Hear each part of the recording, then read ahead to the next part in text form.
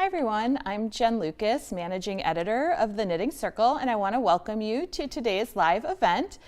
In this event, we're going to be making this headband. I've called it the Harmonious headband, and it's a very simple project. It's actually really great if you are a little bit of a newer knitter or just looking for an easy project. This really is pretty simple, and I'm going to show you all the steps that you need to know in order to make it. So before we get started, I want to remind everybody that in the description of where you're watching the video that you will see a link to download the pattern so you can follow along with me now, and then you can knit one for yourself. In addition to that, be sure to say hello in the chat box wherever you're watching. Maybe let me know where you're watching from, how long you've been knitting. Even if you're knitting while you're watching today, let me know what you're working on. I always love to know what everybody's knitting. So that's it. And if you have any questions along the way, you can also drop those questions in the chat box, and I will get to as many as I can over the next hour while we're working on the headband.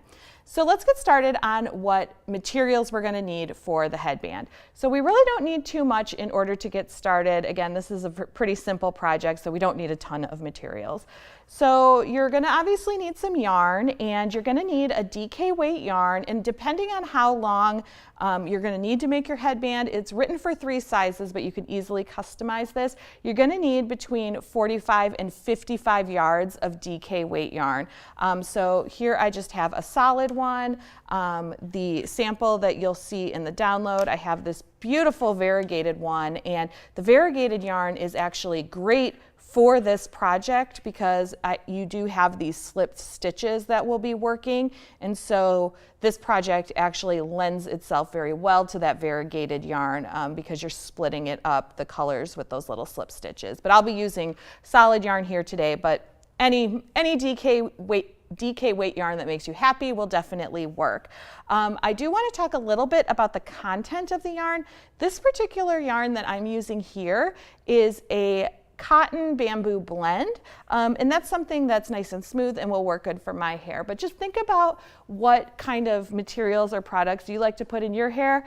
You know, maybe this isn't going to be the right yarn for you in your hair. If you want something with silk, you can find silk yarns or silk blend yarns. There's all different kinds of yarns you can buy, but you're just going to want that DK weight. In addition to that, obviously we need knitting needles, so you're just going to need US size 5, which is 3.75 millimeter knitting needles. I'm using circular needles. We are going to knit back and forth in rows, but I like to just always knit with circular needles even when I'm working flat, so that's what I'm going to be using here today. In addition to that, we just need a few other little things. You're going to need a button. This is a 1 1/4 inch button. I just bought these in a pack online. They came in like a pack of 12, but you can, you know, there's no shortage of what kind of button you can buy to go on the bottom of your headband. So you're just going to need a button for the end, and then you'll need a tapestry or yarn needle to weave in your ends, and some scissors, of course, as well. And then you'll also need a tape measure so that you can measure your headband as you go along. And then as far as sewing the button on, you can use your yarn and the yarn needle if the needle will go through the hole of your button. So you can see this one here will not go through the hole in my buttonhole, but I do have one here actually already loaded up with yarn for later. I did have another yarn needle that will go through the hole, so I can just sew my button on with my yarn needle and my yarn. But if you choose a button where you can't get a yarn needle through it, then you're going to need a needle and thread to sew your button on. So that's sort of like a maybe you're going to need a needle and thread, maybe you aren't. It's just going to depend on what button you choose and the size of the hole and how you're going to sew it on. So okay, so let's go ahead and get started with this. So to start, we're just going to cast on a few stitches, and I'll take my finished headband here. So we're going to start over here, and this is going to be where we're going to put our button, obviously, at the end. So we're just going to start out with this little bit of garter stitch, and then we'll start our pattern. We're going to increase a little bit just to make this a little bit wider, and then work the headband. We'll decrease a few stitches, and then we will work a buttonhole at the end for our button. And we'll talk about how to adjust the size of the button, the buttonhole, as we go, in case you've found a different size button, or you know, you find you need your buttonhole tighter or a little bit bigger, etc. So let's go ahead and get started with this. And we have Marty saying hi from Georgia, and Marty's been knitting for 60 plus years. That's awesome. I can't wait till I've been knitting for 60 plus years. That's awesome. I'm so glad that you've been able to enjoy this hobby for so long. So to start, we're going to cast on, and we need to start by casting on 12 stitches. The cast on here does not really matter. It's kind of whatever you want to do. I typically start with a long tail cast on, so that's what I'm going to do here. But whatever cast on you like and are comfortable with really is going to work here. So when I'm doing my long tail cast on, and I have showed this in a few other live videos, but I think it's worth showing again, I start by estimating how long my tail needs to be. And I do this anytime I'm doing a long tail cast on. So I'm going to start by wrapping the yarn around the needle 10 times. 1, 2, 3, 4, 5, 6, 7, 8, 9, 10. And then actually, since I only need 12 stitches, I'm actually just going to wrap it around 12 times. So now I know that that's about 12 stitches, and I can just pull this off and make my slip knot right here. So that's a good way to estimate your tail. What I normally do if I need more stitches on the needle, if I'm making like a shawl or a hat or whatever, I will wrap the yarn around 10 times and then unwrap it and say, okay, that length of yarn is 10 stitches, and then fold it over to make 20, fold it over for 30, etc. And that's how I estimate my tail. But here we don't need that many, so I just wrapped it around the 12 times. So I've made my slip knot at that point, and my slip knot counts as my first stitch. And then I'm going to just do my long tail cast on here and cast on another 11 stitches. Remember, as I'm going through this, that you can watch the replay of this video later, and also we do have a video, a free video on the knittingcircle.com website where you can see how to do the long tail cast on. So if there's any tricky bits here, don't forget that you can either rewatch this video later, or you can always go check out the video, for example, for the long tail cast on our website. So I wasn't counting. Let's see how many we have here. 2, 3, 4, 5, 6, 7, 8, 9, 10, 11, 12, oh, 13. I got a little too excited there, cast on one extra. Okay, so you can see I have a good amount of tail left, so my estimation was pretty right on. Oh, Jane, I'm glad that you like that suggestion and that works for you. With the estimating the tail for the long tail cast on, I do find it especially useful when you have to have something really, really long. Like if you're doing a bottom-up shawl, for example, and you need to cast on, I don't know, 300 stitches. First of all, I might choose a different cast on so I don't have to estimate my tail and risk running out. But if I did want to use the long tail cast on for that, that's a really great way to estimate how long your tail needs to be. And then of course, if I do have something where I'm casting on a ton of stitches like that, I will then also add a little bit more in at the end, just as a little bit of an insurance policy so I don't run out. So now we're going to work the first wrong side row, which is just knitting all the stitches. And now I knit with the yarn in my right hand, so that's what you'll see here. But it doesn't matter if you hold the yarn in your right hand or your left hand. You just make your knit stitches the way you make your knit stitches. So we're just knitting across here, and then we'll start that little button band.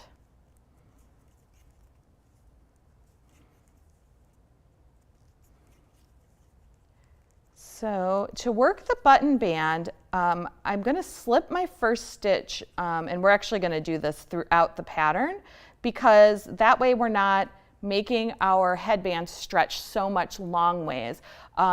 Especially with garter stitch on these button bands, you end up having quite a bit of stretch in that fabric because garter stitch actually stretches quite a bit this way. So I like to add the slip stitches along the edge in order to sort of keep it from stretching out too much. So we're going to start by slipping one with yarn in the front and then knitting to the end. So I just make sure that my yarn is in front of my needle, my right needle, and I'm going to slip that stitch purlwise with the yarn in the front, and then I'm going to move the yarn to the back to keep knitting, and then I just knit all the way across. And then for the button band, you're just going to repeat that a total of 12 times. So rows 1 through 12 are slip 1 with yarn in front, knit 11. So let's just look at that one more time. So we're going to slip 1 with yarn in front, move the yarn to the back, and then knit across.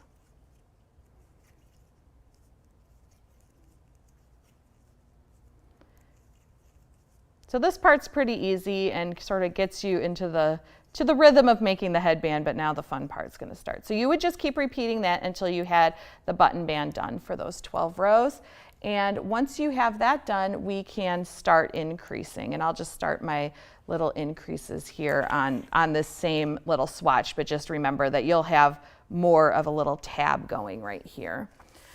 So we're going to start by increasing, and we're going to continue that slip 1 with the yarn in the front throughout the entire pattern. So we're going to slip 1 with the yarn in the front, and then for our next step, we're going to purl 1, knit 1, slip 1 with the yarn in the front. So we just knit, so we need to bring the yarn in between the needle to slip 1 with the yarn in the front, bring the yarn to the back, knit 1, purl 1. And now we're going to repeat all that again. Purl, knit, slip 1 with the yarn in the front, knit 1, purl 1, and then we're going to end with a knit 1. So now we're starting a little bit of this pattern here. And if we take a look over here, let me grab a little knitting needle here. So we're basically starting a little bit of this patterning that we have on the headband. We will be doing, like I said, some increases, but these slip stitches where we slipped with the yarn in the front, it makes this little loop of yarn here come to the front, which is why I especially like it on this variegated yarn, like I was saying. So that was row 1 of our increase section. And so now let's move on to row 2. So for row 2, we're going to always be, again, slipping 1 with the yarn in the front on the first stitch, and then we're going to knit, purl 3,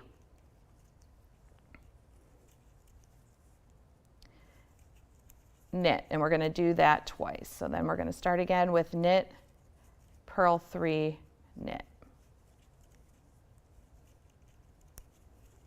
and then end with the knit 1. So that's sort of the setup rows for the increase section, and then from there what we can do is start building our increases. And so we're just doing a little bit of a gradual increase just to add a little bit more fabric into our headband. So for this first increase row, we're only adding in 1 increase. So to do that, we're going to slip 1 with the yarn in the front and then purl. So here you can see where I slipped 1 with the yarn in the front on the right side. My next stitch is a purl. So I've left the yarn in the front to then work that purl stitch, and then we're going to knit 1, slip 1 with the yarn in the front, knit 1, purl 1, and now we need to do a make 1 left. So we are using 2 different types of increases in this headband. We're using a make 1 left and a make 1 right, and so the first one is a make 1 left. And so I always remember the make 1 left as I left the front door open. In a previous live, somebody said that they had learned that from Patty Lyons in a class. I have not been fortunate enough to take a class with Patty Lyons, but I'm sure whoever taught it to me probably took a class with Patty Lyons, and that's where they learned it. So that's how I remember make 1 left, is I left the front door open. And so we're going to take our left needle and we're going to go from front to back, under the strand, in between the 2 stitches on the needle, and then we need to knit. So we need to have our yarn in the back, and we're going to knit. Just like that. And I'll be doing that again, so I'll show you again when we get to the next increase. And I'm just going to keep following the pattern. So we did our increase, we did a purl 1, knit 1, slip 1 with yarn in front, knit 1, purl 1, knit 1. So that's our first increase, and now hopefully we have 13 stitches on the needle. 2, 5, 7, 10, 13, we do, yay. So then for row 4, we're just continuing to follow the pattern. Slip 1 with yarn in front, knit 1, purl 3, knit 1, purl 1, knit 1, purl 3, and then knit 2. And for this particular pattern, the entire pattern is just written out. I didn't even do any charts or anything like that for this particular pattern. The increases and decreases, those rows, they're pretty easy, and you could draw a chart for it if you wanted to, but I found that the instructions were short enough that just written instructions for this particular pattern are working out just fine. So now we're to row 5. We're not going to be increasing on this row yet, so we're just going to slip 1 with yarn in front, and then purl 1, knit 1, slip 1 with yarn in front, knit, purl, knit, purl, and knit, and then we're going to slip 1 with yarn in front again, knit, purl, and knit. So that takes care of row 5. So now for row 6, we are going to just repeat row 4. So slip 1 with yarn in front, knit, purl 3, knit 1, purl 1, knit 1, purl 3, and then end with a knit 2. Okay, so that takes care of row 6. So now for row 7, we're going to be doing increases again, and this time we're going to be doing a make 1 right and a make 1 left. So to do this, we'll just start our row like we started all the other rows. We're going to slip 1 with yarn in front, and then we're going to purl 1, knit 1, slip 1 with yarn in front, knit 1, purl 1. Now we need to do a make 1 right. So I've brought my yarn to the back because we're going to need the yarn in the back to do the make 1 right. To make 1 right, I always think of it as I'll be right back, and that's how I remember that one. So we're going to take our left needle and go from back to front and then knit it. And so when we do that, the make 1 right, what you end up having, and you can see it here, is that I have this little strand of yarn right here, and that as we go along, this leans to the right. So that's why it's called a make 1 right. So we did our make 1 right. And then we're going to knit 1, and now we're going to make 1 left. Remember, I left the front door open, so we're going to take our left needle and go from front to back, and then knit into the back of it. And then this one, I think that's a little bit harder to see here, but this little piece of yarn here is coming out and leaning to the left, and that's, oh, I just dropped all my stitches off the needle, and that's the make 1 left. So let's just get our stitches back on here, and we'll keep on going. Make sure we pick up that make 1 left. There we go. Okay, and then we will purl 1, knit 1, slip 1 with yarn in front, knit, purl, and knit. And so that is our next increasing row, and then we just have one more wrong side row, and that's row 8. We're going to slip 1 with yarn in front, and then we're going to knit, and then we're going to purl 3, knit 1 3 times. So purl 3, knit 1, purl 3, knit 1, purl 3, knit 1, and then we have to knit 1 more. And there we've done our increases. And if we put this down and take a look at it here, that's the start. And again, you'll have a little bit more of a tab for your button. This is just my little sample here. But where we're slipping those stitches, we have the little sort of floats of yarn coming across the front on the right side of our work here. Right here is where we increased that first time to make this little column come up, and then we did those second increases with the make one right and the make one left right here to then expand it here. So we sort of increased in the middle here in order to widen our headband a little bit. So now that we've done that, now we just have to work back and forth just following 2 rows until we're ready to do the decreases. So in order to do these next 2 rows, they're actually pretty easy. For row 1, we're going to slip one with yarn in the front, because that's what we're doing this whole time. And then we're going to purl, knit, slip one with yarn in front, knit, purl. And we're going to repeat that 2 more times. A little more yarn here.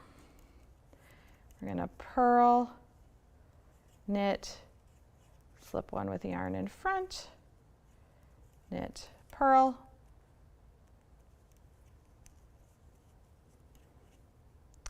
and just keep working that row like that.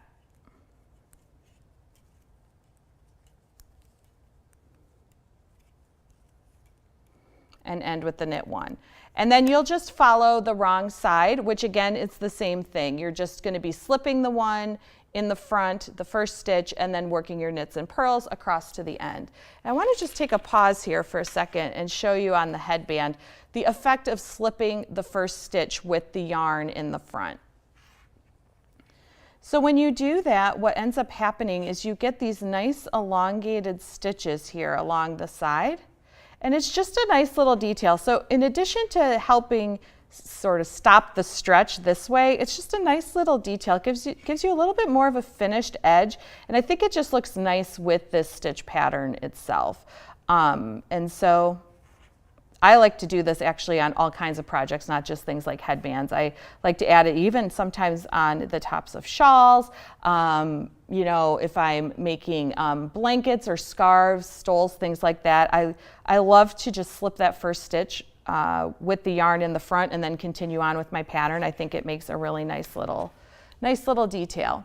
So you would just keep working those 2 rows for the headband, and you're going to keep repeating them to the length that you need for your headband, which is listed in the pattern. So you're either going to knit those 2 rows until your headband is 17, 18, or 19 inches long from the very beginning, from the cast on edge.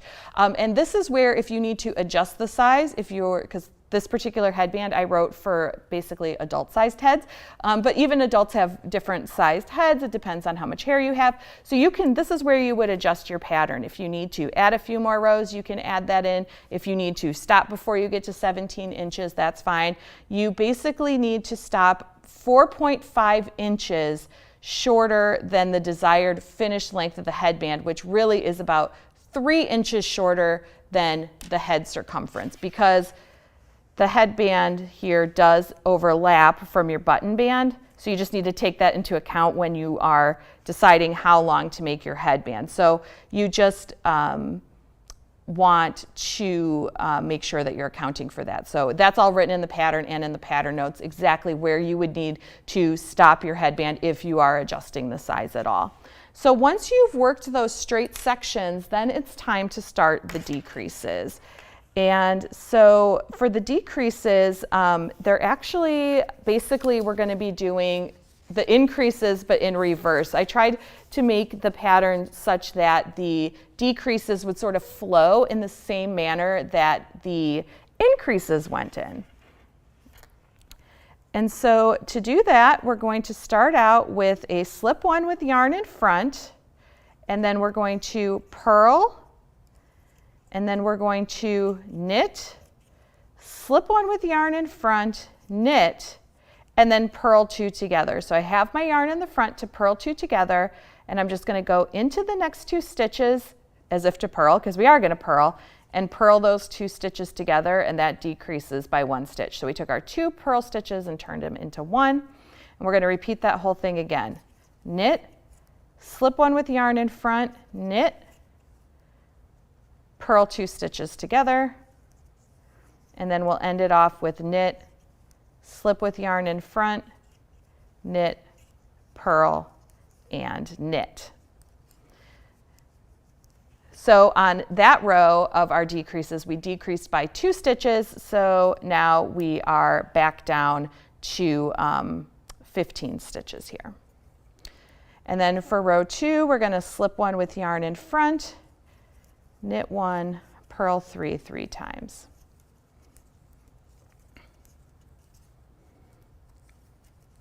And so I'm just showing you parts of the increases and decreasing sections here today, but just keep in mind, you're just going to follow the pattern exactly as it's written. There's a few more rows of increases, and then there's going to be a little bit more decreasing than what I'm showing you here today, but the process is all going to be the same of whether you're just doing the make one rights and the make one lefts for the increases, and for the decreases, the types of decreases you're doing as well. It's the same thing. You're just going to follow row by row what's written in the pattern.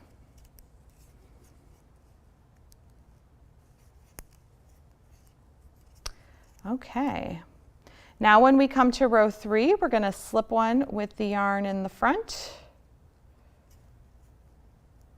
And I always keep, after I slip the 1 with the yarn in the front, I always keep wanting to just put my yarn to the back to immediately start knitting, because most often that's what you end up doing. But for this particular pattern, the next stitch is purl, so I have to then bring my yarn back to the front again. I think it's just out of habit. So now I'm just working row 3, and on row 3, we're actually not doing any decreases. We're just working a regular row. So you can see, really, you just need to know knits, purls, the slipping's easy. Yeah, there's a little bit of decreasing in here, but it's actually very easy to, just do this pattern even if you're a beginner, because it's very basic stitches that you need to know for this particular headband. And so now we're just working another wrong side row. Knit 1.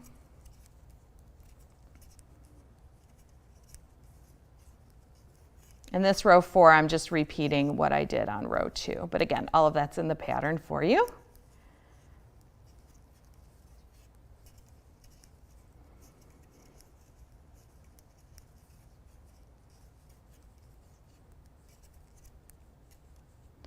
Okay, so now let's do another one of these decrease rows. This one's a little bit different because we have, we're going to do a knit 3 together this time.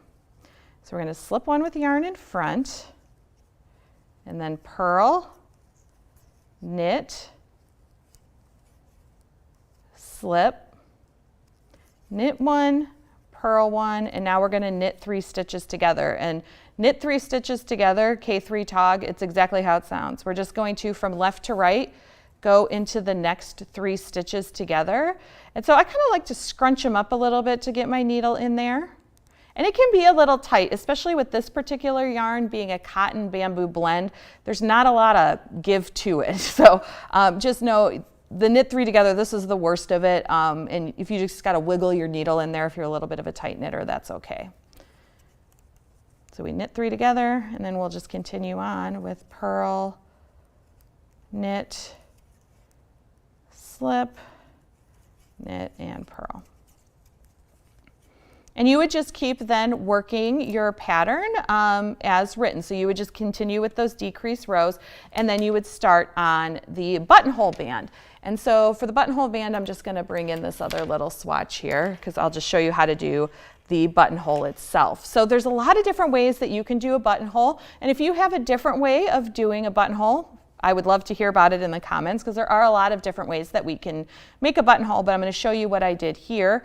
So you're going to start by just working a little bit of this garter stitch, and then we're going to do our buttonhole. And I like to do my buttonhole where it's happening all on one row. I just like how it looks, and it's fun to do in my opinion. So that's what we're going to do here. Okay, so to do our buttonhole, and there's lots of variations of a 1-row buttonhole too, I should say. So whatever variation you like to use is fine. You just want to make sure that your button is going to fit through your buttonhole. So we're going to slip 1 with yarn in front, and then I'm going to knit 3. I'm going to slip the next stitch with the yarn in front. We're going to move the yarn to the back, because now we're going to slip 1 with the yarn in the back, and then we're going to pass the first stitch over the second. I'm going to slip a second time and pass. We're going to do that 4 times. So that was 2, 3, and 4. Now, sometimes you might see in some patterns where you're knitting those stitches and then passing them over, almost like a traditional knitwise bind off. But I do like the tightness you get by slipping the stitches and passing them over. So that's what I did here. And so now we're going to take the stitch that's on our right needle and we're going to stick it back on our left needle. And now we're going to cast some stitches back on.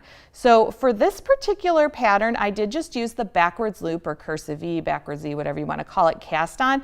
But you could also use a knitted cast on, cable cast on, whatever. But to do the backwards loop cast on, all I'm going to do is with my right hand, I'm just making a loop. So I'm just taking the yarn and I'm crossing it over itself like this. So the top of the loop is going to my ball of yarn. So it's like this is coming off my needle underneath and then coming over and going to my ball of yarn. So we're making that loop and then I'm sticking that on to the right needle. So that's 1. Folding it over is 2, 3, and 4. So basically what I did was I bound off 4 stitches and then I just cast on 4 stitches.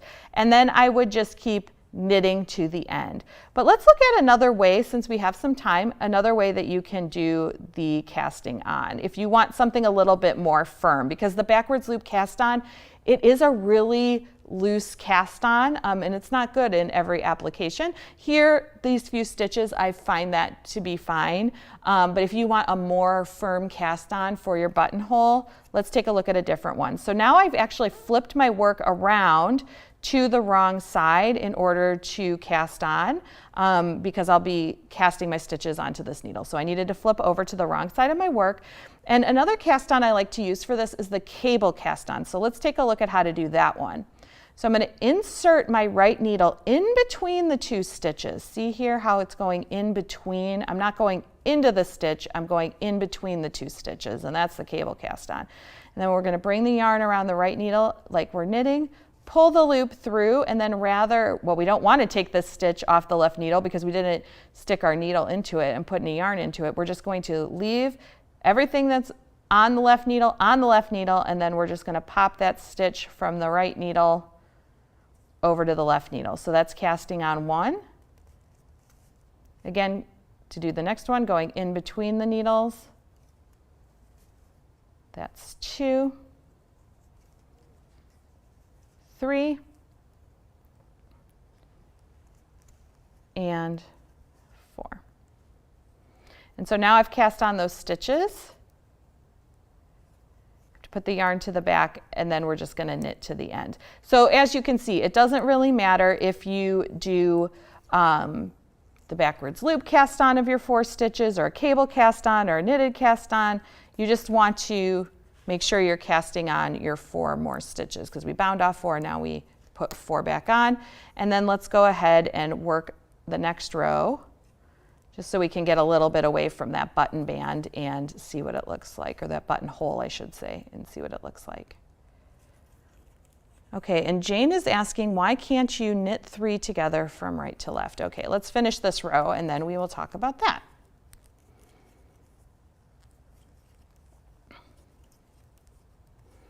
Okay, so we're finishing up that next row after we've done our buttonhole, and let's just see how this looks, and then we'll talk about the knit 3 together.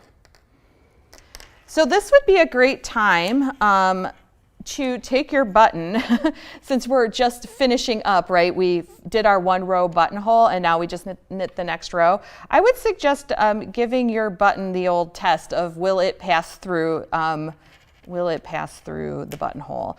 You want it to be snug, but you don't want it to be so tight that you're really having to stretch apart the fabric, and you don't want it so loose that your button's just going to come right out. It's sort of like you got to get it just right. So I'm testing it. I can see it can go right through there fine. So we're good to go. And then at this point, I would just finish the rest of my little buttonhole band, which is just more of that garter stitch where we're slipping the first stitch with the yarn in the front and then binding off.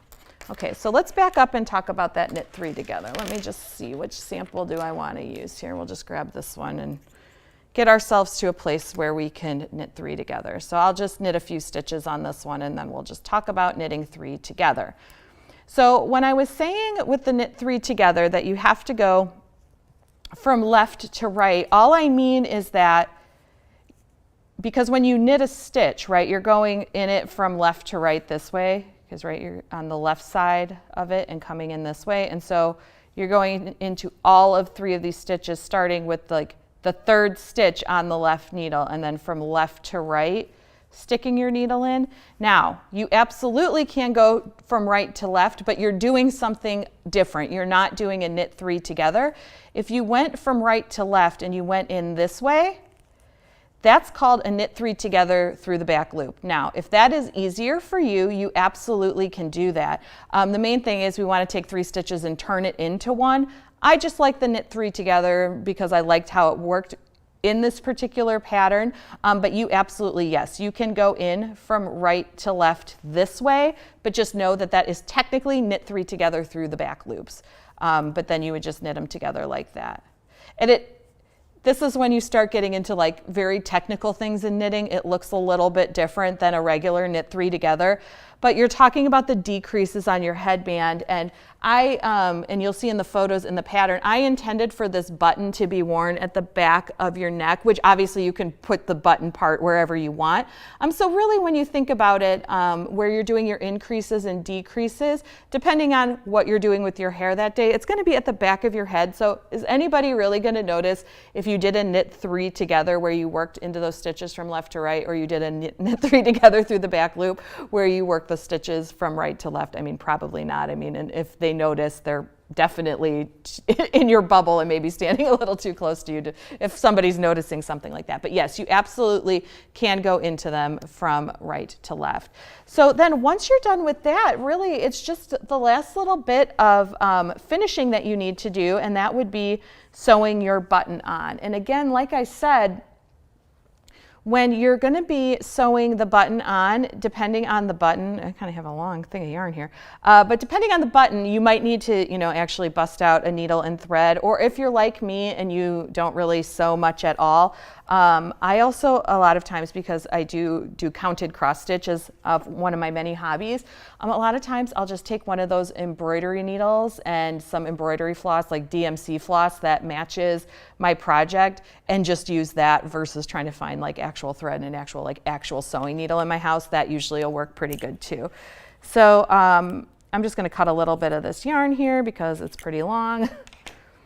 And then however you like to sew on your buttons are just fine. I'm just going to make a little knot here at the end. Again, I am not much of a sewer, so we do have some videos though about talking about sewing buttons on and different types of buttons. Like if you have a button that has a shank on the back versus ones that have buttonholes, you can check that video out on the Knitting Circle if you need a little more help with sewing on a button. So let's see, let's just find one of these here, I'll just even just gonna take it off the needles here.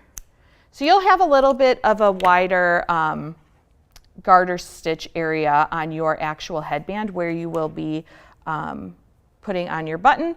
But basically all you wanna do is you just wanna make sure that you've got it on right basically in the center of your little garter stitch rectangle so that it'll fit right through the middle of that hole. And so I'll just go to the wrong side here and just attach my yarn. If you've left a really long tail at the beginning and you have a yarn needle that'll go through your buttonhole, you can even sort of scooch this over to where your button's going to go and use that to sew your button on. You have options. So then once you know where you want to have your button, and you see again this one does fit right through these holes. And then you just want to be sure you're not sewing your button on so tight that you can't get the fabric through it, like it won't rest comfortably. Because if you really sew the button on tight, this is going to get a little distorted here, I guess is what I'm trying to say, because it's so tight that you can't get the fabric from the buttonhole band behind it. So we're just going to take a few little crisscrosses here. And that's going to be it. From there, you would just weave in your ends. And to be honest, I personally did not block this particular Headband, I just felt like with the cotton bamboo yarn, I would just wear it and that would be good enough. And then this particular yarn is machine washable, so I would just throw it in the wash. But you can, if you want to block your headband, you definitely can do that. And one thing I do want to, since I'm talking about water and blocking and washing your headband, just one thing you want to keep in mind too is sometimes your buttons will tell you that they can't go through the washing machine, which is unfortunate, right? So if you do have a button that can't go through the washing machine or whatever, and it tells you on the little package, you would have to come in and cut your button off, wash it, and then re-sew your button on. But fortunately, it's just one button, and we're not talking about like a whole sweater or anything like that. So yeah, that's really it. That's all there is to the headband. And even if, like I said, it's very easy to customize the size. You just can follow the notes in the pattern to know exactly when you need to stop. If you're comfortable with heavily adapting patterns, you really could add some more increases in to make your headband a little bit wider. I wanted something that was more, I guess, of a decorative headband versus like a functional headband. I mean, obviously a headband's functional, it keeps your hair back, but you know, this one really is meant to be more decorative, which is why it's a little bit thinner. But if you, again, are comfortable adapting patterns, you can make yours wider if you want to, and then just have to make sure you're mirroring those decreases there at the end. So that's it. So before I go, I just want to remind you, if you haven't done so already, be sure to go ahead and download the pattern so that you can knit one for yourself. And if you do go ahead and knit one for yourself, I would love it if you did share your progress with us. So there's a few places that you can do that. We have a Facebook group for the Knitting Circle, and people are always posting their projects in there, and even just any kind of general project, not just the projects that we show in our live videos. So you can go ahead and share your projects there. You can also tag us on Instagram. We have an Instagram account. And in addition to that, on our website, we have a project gallery. And it's actually one of my favorite places on the entire website because it's just people like you and me just uploading the photos of the things that we're working on to share with everybody else and to share with our community. And I love going to that area of our website and just scrolling through and just seeing what everybody's making. So if that's something that sounds interesting to you, I encourage you to go check it out and then maybe upload a photo of something you're working on. Maybe it will even be this headband. So thank you so much for watching me today. Again, I'm Jen Lucas, managing editor of the Knitting Circle, and I will see you again soon with another knitting project. Happy knitting!